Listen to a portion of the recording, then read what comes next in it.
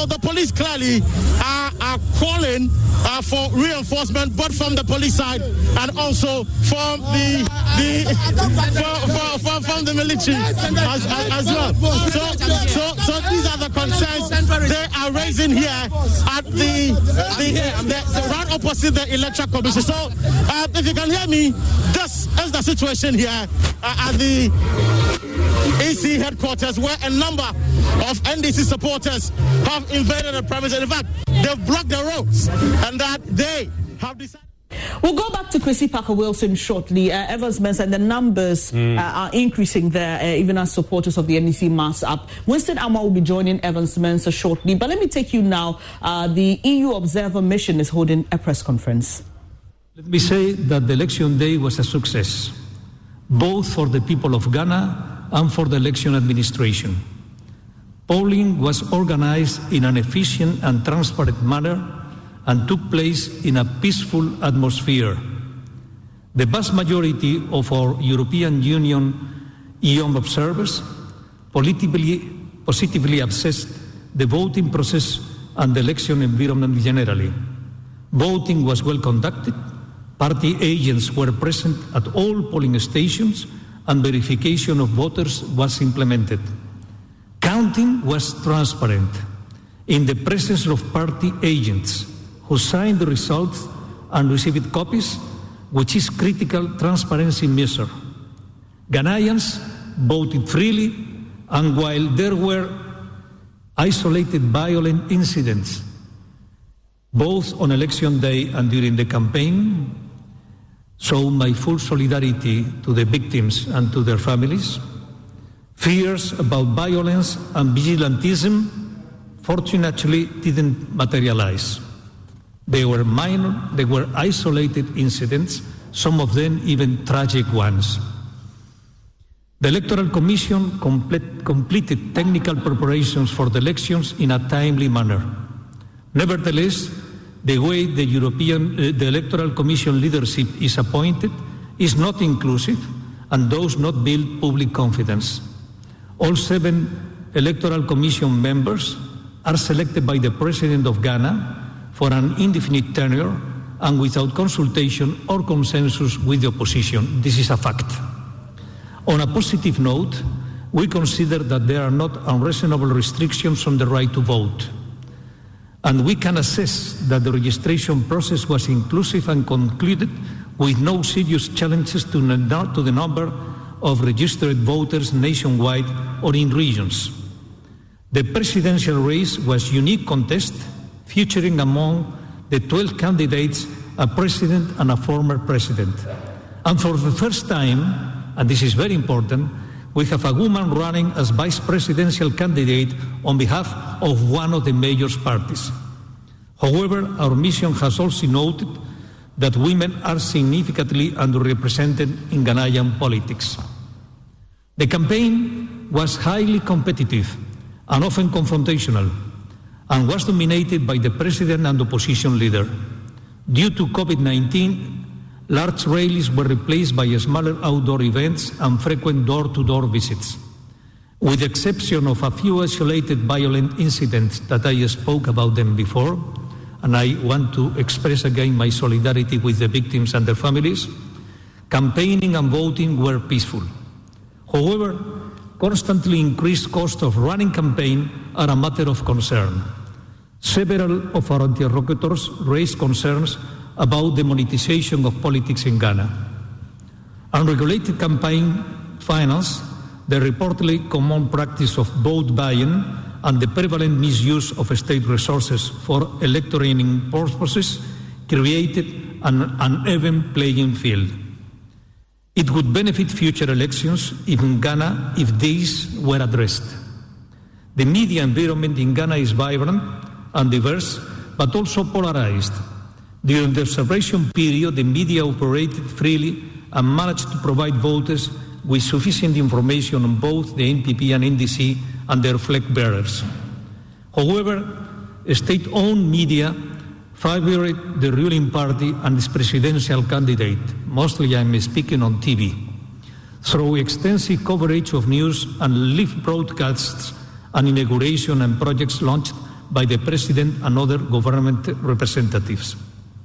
Our mission also monitored social media, which, as we know, is playing an increasingly important role in elections across the world. The two main parties deployed social media teams who posted content in a coordinated manner across a range of platforms to promote their presidential candidate and discredit their rival. Sadly, misinformation spread by both sides risks confusing voters and interfering in the formation of electoral opinions.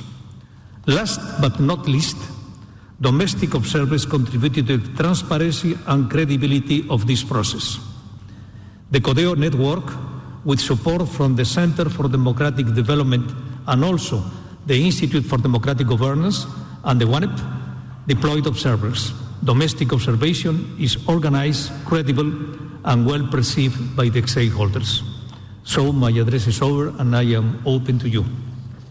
So here is how we go about the questions. Please introduce yourself by name and the media outlet who you work for. And we will take two questions at a time.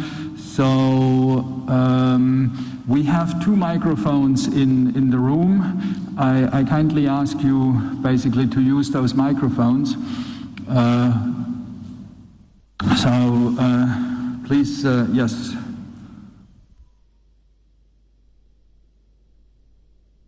Briefing. I'm Louise de Waast with AFP News Agency. I have three questions, but they're very short, so I'll make it brief. First question, do you have any indications that you can give on the turnout? Second question, police said that 5 people have died and 19 were injured during election and post-electoral violence. Does that match what you have, what you've observed? Are there more incidents that you have recorded? And third question, the opposition party has just finished a press conference calling on its supporters to mass up. Is that a worry? Thank you. Like it follows. The final question was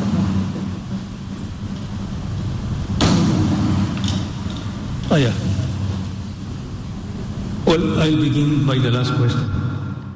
We are not a political body.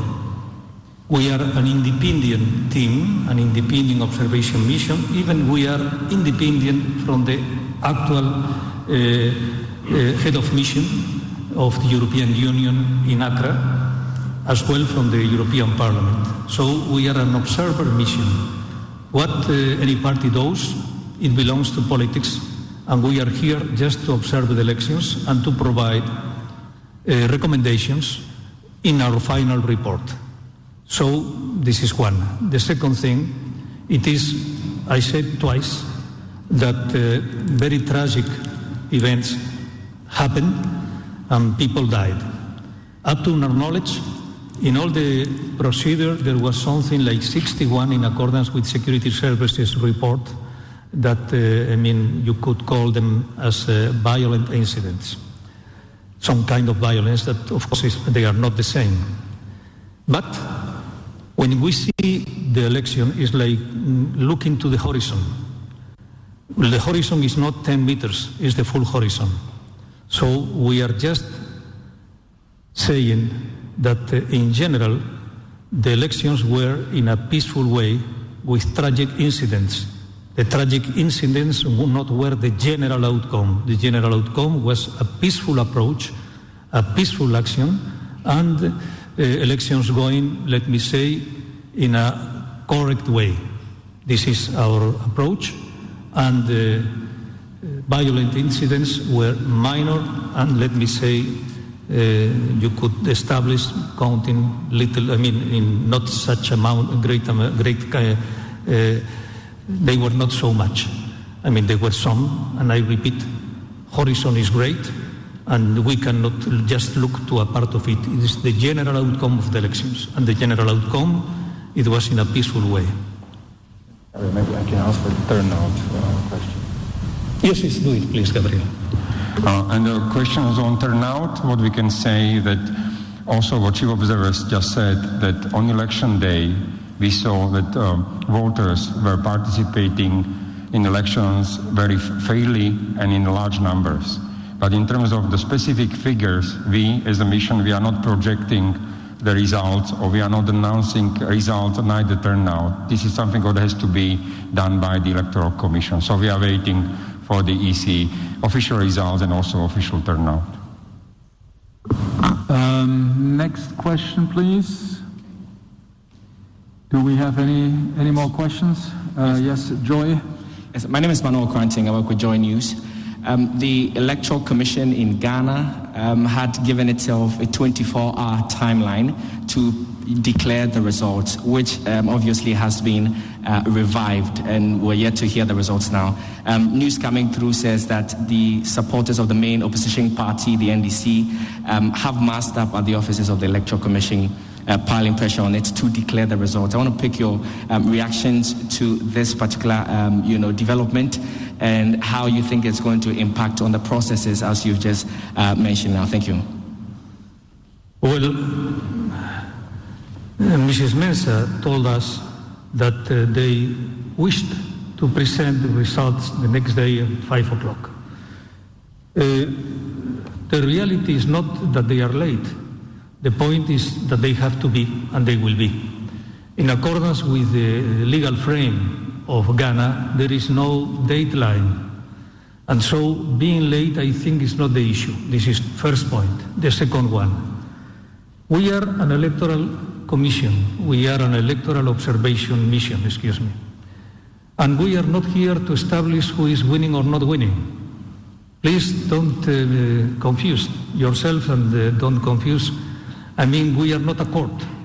We are just observing how the elections were, and this is capital important, that we were not just in the day of the elections, because an election process is not a line of persons waiting for under the sun and a ballot box and someone getting inside the box a ballot paper.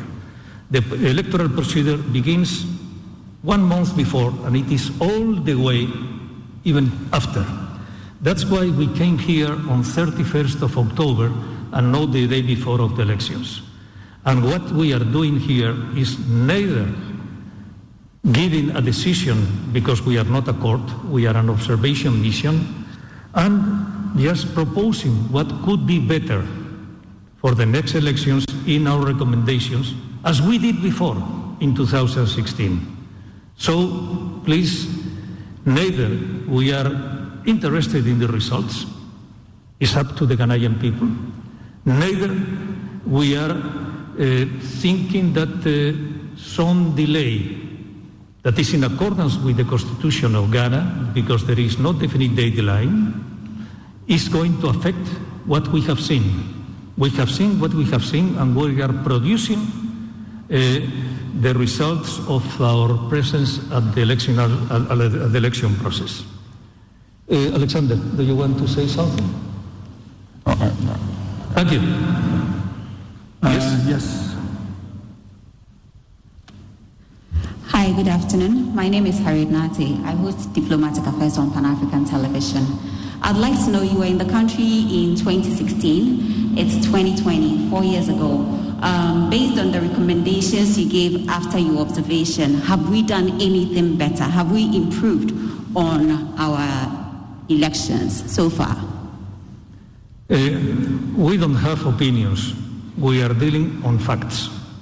And I'll tell you that in the recommendations that we presented after the 2016 elections, I was not here, we presented 20 recommendations. From them, five were partly implemented. So, some of them that we think they are important, for example, the control of funding of political parties during the election, to say something, the election of the Electoral Commission, for example, it is already included in these 20 recommendations, were not changed. So what we do is to tell and to make recommendations in order to get better elections in the future. And we do it in Ghana, no, we do it everywhere. But there is something that is capital important.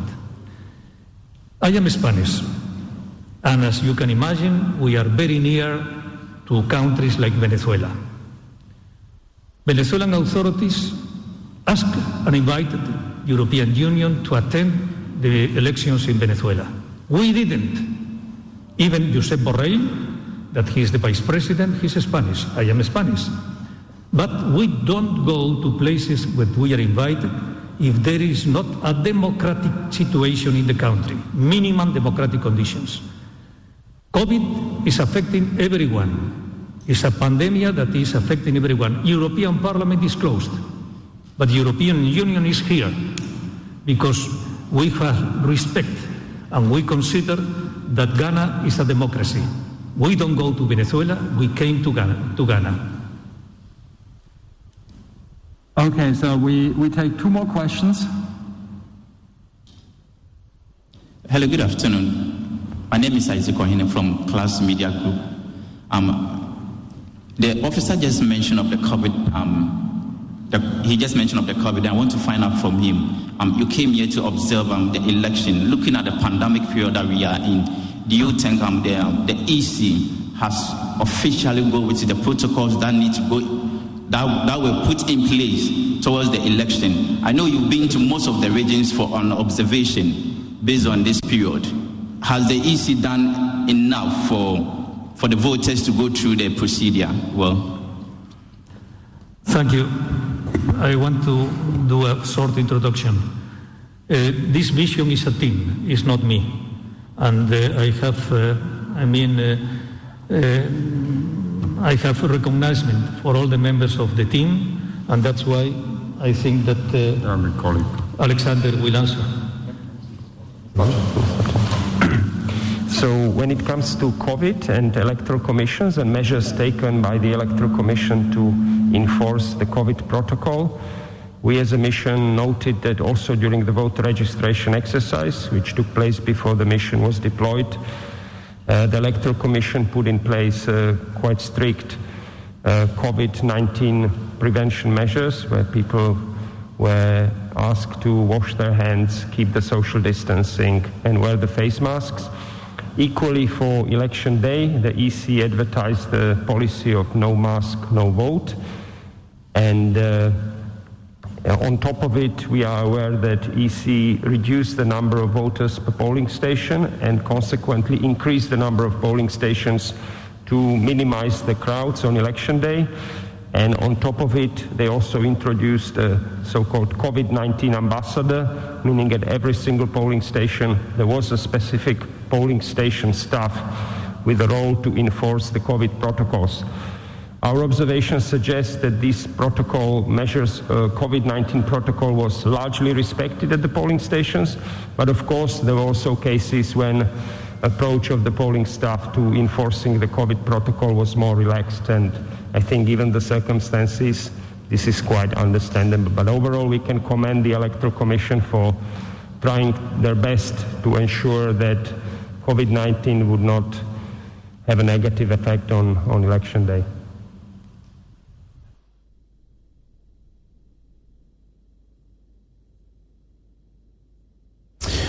And we're watching this unfold with the EU Observer Mission, and the role they play, Winston, is critical in our elections. It is important to hear what their view is on how, I guess, the elections had gone.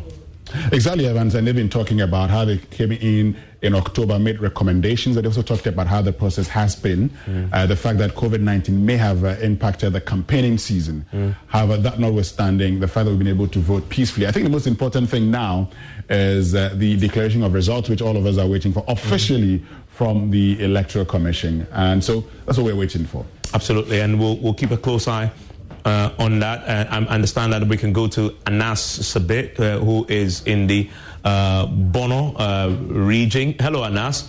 We're going to be getting his take. One of the things we want to do for you in the parliamentary, where the dispute is currently, is to break it down so you could follow us in terms of, who has won what. This is the Bono East picture. that Anas Sabit is joining us to clarify. You see the constituencies there. Bono East, we've said, is NDC. Remember? Yeah, we had projected it. We have projected that NDC will win it. And as the picture has shown, it's panned out. It is, Evans. But you know, the interesting thing about Bono East is that you're actually expecting the NPP in the parliamentary, for instance, to win Techiman North and in Nkranza North, where Major Derek Odro is member of parliament. Now, he loses out in Monday's election, but of course the NPP wins Kintampo South, they win Techiman South and Pru West. Sine West, we're told, is currently in dispute. One or two issues not adding up, and so we cannot bring you results from that particular constituency. Let's get Anas to give us a breakdown. I'm going to do the numbers. I'm going to do the numbers for you as he does that. Hello, Anas. I know it's been a long, torturous last few days, but let's try and see if we can settle this dispute with the numbers. Give us a sense of the parliamentary picture now that all the counting is over and we're waiting for the EC to put this all together, but we have a sense of this. Give us a picture.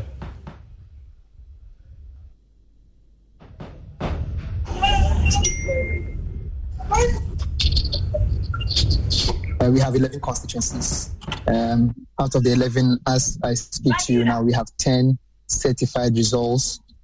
One is under contention, like you said, the Sine West constituency. Before the 2020 elections, the NDC had 6 out of the 11. The NPP had 5.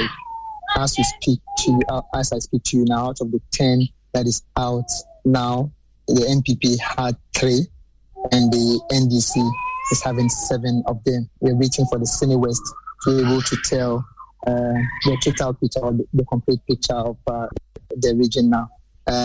NPP lost 4 of 8 seats it had in 2016, Techiman North and South, Nkranza North and South, and then the Achibuwa Mountain constituency. They were also able to snatch 2 seats from the NDC. The Pru West constituency, we have the DC, or the district chief executive, who was the candidate for the NPP, Stephen Jalula, winning that seat for the first time in the party's history in that particular constituency. Same happened in the Kintampo South constituency. The DC for the area, Alexander Jan, also winning that seat for the first time in the party's history in the Kintampo South constituency. So these were the 2 seats the NPP had, and they were able to retain one of the seats they are having. That is the Techiman South constituency. The Deputy Minister for Regional Organization, Martin J-Mensah Kosa, is also going to Parliament. So this is the picture from the Bono East region as it stands now. We have that of the presidential, but this is the parliamentary results I just gave out. Okay, thank you very much there, Anas, a bit. So that's the picture there. Anas joining us to clarify this. Winston? Exactly. So, Evans, you know that when the NDC came out first, I just want to put this out, because when the NDC came out first, they talked about winning 9 seats in the Bono East region. They talked about Techiman South, also going to the NDC. Now, from what Anas has told us, it does not look like Techiman South went to the NDC. Let's get the exact figures from. Let's get the exact figures. Techiman South. Techiman South. Let's go to Techiman South and parliamentary. But this is the picture there. There's a picture as it stands right now. MPP has 3 seats in Bono East. NDC has 7. MPP has lost 4. Yes, 4 of the seats they used to hold, and 1-2 from and 1-2 from the NDC. But net, they've lost. There's a net loss for them in there, and in there. I want to go to the key thing you're talking about, Winston, which is the picture in Techiman South. Here we go. This is the upper east. Let me pull the picture there for you from the Bono East. Yeah, so this Techiman South. And so Martin J-Mensah Kosa polls 49,682 votes. That's 50.2% to beat the NDC's Christopher, who polled 49,205 votes. So that's it. But when the NDC held its press conference on Monday night, they talked about having flipped the Techiman South and North constituencies from what the Electoral Commission has declared, of which we have here. The NDC did not win the Techiman South constituency in the parliamentary elections. And so in the Bono East region, out of 10 constituencies declared so far, the NDC has 7 and the NPP has 3 seats. Okay, so that's a point you made that is important because it has been disputed. Yes. I mean, the NDC claimed that they have won it. Yeah. We can tell you on authority that they haven't. They haven't won it. I mean, and the NPP, in fact, has won it. The margins tell a story. Very, very tiny. Very, very tiny. Margins there. I mean, let's do the maths for those who are interested in these numbers. For them. Sorry, Winston. Let me bring it back. Yes, let's bring it back. Let me bring the map back because the map is the only way you get the results. Exactly. Here we go. Let's do the maths for those who are interested, Winston. This is 477 margin. Okay, so that is 400. 477. I mean, let's just do it this way. Let's use this. So that's 682.